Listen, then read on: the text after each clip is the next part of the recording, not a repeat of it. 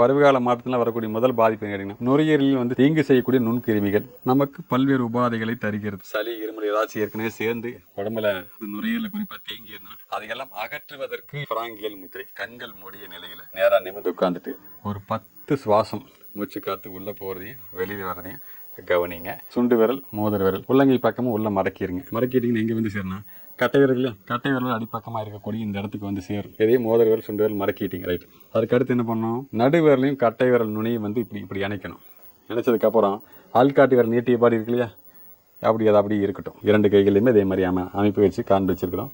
இது வந்து பிராங்கியல் முத்திரைங்க. முத்திரைகள்னால குணப்படுத்த முடியாத நோய் என்று எதுவுமே இல்லைங்க. எவ்வளவு சிறப்பு வாய்ந்த முத்திரைகளை பற்றி பயிற்சி வகுப்பு ஒன்று ஏற்பாடு செய்திருக்கிறோம். முத்ரா தெரப்பி வரக்கூடிய டிசம்பர் மாதம் 13, 14, 15 இரவு 7 மணியிலிருந்து 9 மணி வரைக்கும் நடைபெறக்கூடிய இந்த ஆன்லைன் வகுப்பில் பங்கேற்க கீழ்காணும் தொலைபேசி எண்ணில் உங்கள் பெயரை பதிவு செய்து கொள்ளுங்கள்.